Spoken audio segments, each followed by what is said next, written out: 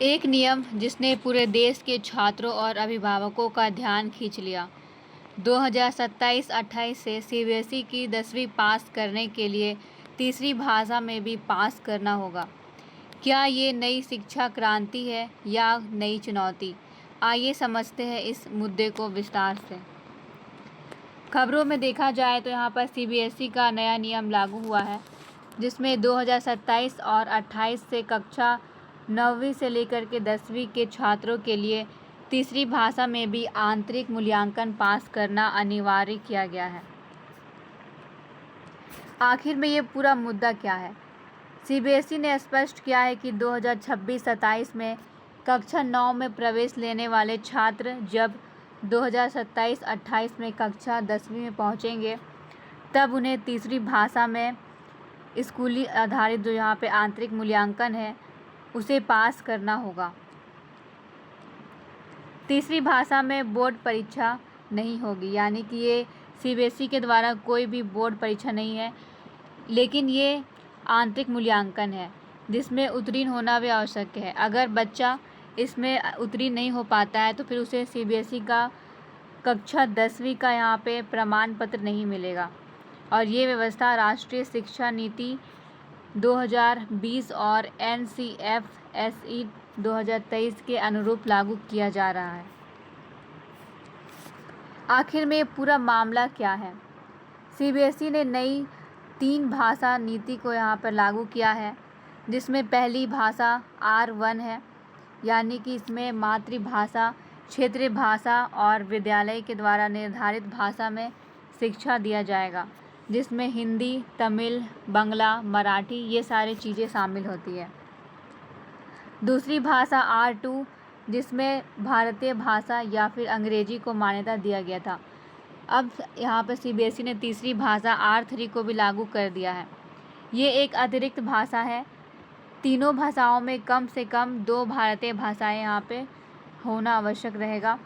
विदेशी भाषा भी चुनी जा सकती है, लेकिन नियमों के अनुसार भारतीय भाषाओं की न्यूनतम संख्या सुनिश्चित करनी होगी। तीसरी भाषा में क्या होगा? कोई सीबीएसई बोर्ड परीक्षा नहीं है, यानी कि सीबीएसई बोर्ड परीक्षा के अंतर्गत 2 भाषाओं को यहाँ पे लाया गया था। ये तीसरी भाषा लाया गया है, लेकिन इससे बोर्ड परीक्षा का कोई भी संबंध नहीं है। ये केवल बच्चे का आंतरिक मूल्यांकन करने के लिए इसे लाया गया है। इस मूल्यांकन में सुनना, बोलना, पढ़ना, लिखना, प्रोजेक्ट ये सारी गतिविधियों को शामिल किया गया है और इसमें बच्चों को यहाँ पे पास होना भी अनिवार्य किया गया है। ये नियम क्यों लाया गया है? अगर देखा जाए तो सीबीएसई का उद्देश्य है केवल एक अतिरिक्त विषय जोड़ना नहीं, बल्कि इसमें बहुभाषिक शिक्षा को बढ़ावा देना। सीबीएसई चाहती है कि बच्चों में अनेक भाषाओं का यहाँ पे विस्तार हो। भारतीय भाषाओं का संरक्षण के साथ साथ उन्हें अलग अलग यहाँ पे भाषाओं से जुड़े हुए चीज़ों को यहाँ पे बोलने, पढ़ने और यहाँ पे जानने का मौका मिल सके। मातृभाषा आधारित शिक्षा को यहाँ पे प्रोत्साहन दिया गया है। विद्यार्थियों के लिए संचार कौशल में सुधार की व्यवस्था भी की गई है। NEP 2020 के 3 भाषा सूत्र को सीबीएसई ने यहाँ पे लागू करना शुरू कर दिया।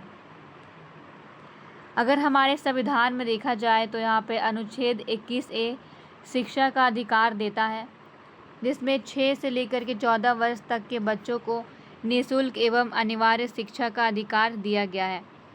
ये शिक्षा गुणवत्तापूर्ण शिक्षा होगी, जिसका यहाँ पे अनेक उद्देश्य हो सकते हैं।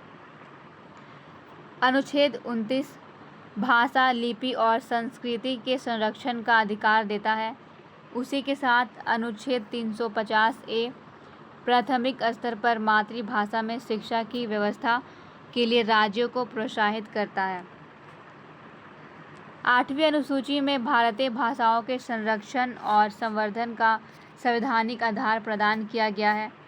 इस प्रकार ये नीति संवैधानिक मूल्यों, भाषाई विविधता और समावेशी शिक्षा के लिए देखा जाए तो एक कड़ी का काम करती है। सीबीएसई का उद्देश्य क्या है? आखिर में ये तीसरी भाषा को लाई है तो उनका यहाँ पे मकसद क्या है? सबसे पहले देखा जाए तो उनका मकसद है बहुभाषी। वे चाहते हैं कि बहुभाषी भारत की पहचान मजबूत हो, भारतीय भाषाओं का संरक्षण हो, साथ में रटने की बजाय भाषा का व्यवहारिक उपयोग सीखना यहाँ पे सबसे बड़ा उद्देश्य है। राष्ट्रीय शिक्षा नीति को लागू करना और छात्रों को वैश्विक और भारतीय दोनों भाषाओं का परिवेशन के लिए यहाँ पे तैयार करना उनका सबसे बड़ा उद्देश्य है। इन प्रकारों को देखा जाए तो इससे कुछ सकारात्मक प्रभाव भी हमारे छात्रों के ऊपर पड़ सकते हैं, जैसे कि बच्चों में भाषा कौशल बेहतर होगा, उनमें अनेक भाषाओं को जानने, समझने और बोलने की यहाँ पे जो सीख है वो यहाँ पे विकसित होगी। संचार क्षमता और आत्मविश्वास बढ़ेगा, विभिन्न राज्यों की भाषाओं और संस्कृति की समझ विकसित होगी और ये पूरे भारत को एक आयाम में बांधा जा सकता है। भारत पर इसका क्या प्रभाव पड़ेगा? भारतीय भाषाओं को बढ़ावा मिलेगा, राष्ट्रीय एकता और संस्कृति का समन्वय यहाँ पे मजबूत होगा, स्थानीय भाषाओं में ज्ञान और रोजगार के अवसर यहाँ पे बढ़ सकते हैं। लेकिन इसके कुछ नकारात्मक प्रभाव भी है, जैसे कि छात्रों पर। बच्चे के ऊपर अब यहाँ पर अतिरिक्त भाषा का बोझ बढ़ जाएगा, छात्रों का पढ़ाई यहाँ पे अब दबाव जैसा महसूस होने लगेगा। ग्रामीण क्षेत्रों में प्रशिक्षित भाषा शिक्षकों की कमी चुनौती बन सकती है। अलग अलग राज्यों में संसाधनों की असमानता और उनके इन असमानताओं के कारण क्रियान्वयन की प्रक्रिया जो है ये प्रभावित हो सकती है। शिक्षा पर प्रभाव, नई पाठ्य पुस्तकों और शिक्षकों की यहाँ पे आवश्यकता होगी। ऐसे शिक्षकों को यहाँ पे लागू करना होगा जिन्हें अलग अलग भाषाओं का ज्ञान हो, या फिर हर सब्जेक्ट के लिए यहाँ पे अलग अलग टीचरों की नियुक्ति करना होगा। स्कूलों पर अतिरिक्त मूल्यांकन का अतिरिक्त दबाव यहाँ पे देखा जाए या फिर दायित्व वो बढ़ जाएगा। विभिन्न भाषाओं के लिए समान गुणवत्ता सुनिश्चित करना एक चुनौतीपूर्ण हो जाएगा। सीबीएसई ने पहले भी इस तरीके की व्यवस्था की थी। पुरानी व्यवस्थाओं में देखा जाए तो 3 भाषा व्यवस्था था, जिसमें सीबीएसई के अध्ययन क्रम में पहले भी अगर भाषाओं को देखें तो इसमें कक्षा 8 तक 3 भाषाएं यहाँ पे पढ़ाए जाते थे। यदि कोई छात्र कक्षा 8वीं में तीसरी भाषा पास नहीं कर पाता है, तीसरी भाषा को अगर पास नहीं कर पाता है तो उसे कक्षा 9वीं में या फिर 10वीं में दोबारा अवसर दिया जाता था। लेकिन यहाँ पे देखा जाए तो ये एक बहुत बड़ी समस्या है।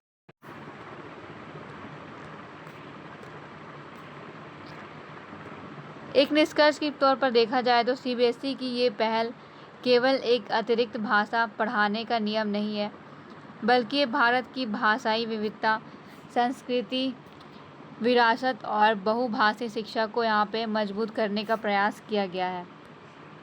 हालांकि इसके सफल क्रियान्वयन के लिए यहाँ पे प्रशिक्षित शिक्षक, पर्याप्त संसाधन और राज्यों के पास प्रभावी समन्वय आवश्यक होगा। यदि उन चुनौतियों का समाधान किया जाता है तो फिर ये नीति विद्यार्थियों के समग्र विकास और एक भारत श्रेष्ठ भारत की भावनाओं को यहाँ पे मजबूत कर सकता है। तो इस प्रकार कंटेंट से जुड़े हुए यहाँ पे जितने भी न्यूज़ है उसे प्राप्त करने के लिए आप हमारे चैनल को लाइक, सब्सक्राइब और बेल आइकन को प्रेस कर सकते हैं। और साथ में न्यूज़ की यहाँ पे पीपीटी हमारे डिस्क्रिप्शन में टेलीग्राम का लिंक दिया हुआ है, उस टेलीग्राम के लिंक को आप ज्वाइन कर सकते हैं जहाँ आपको ये पीपीटी मिल जाएगी। Thank you.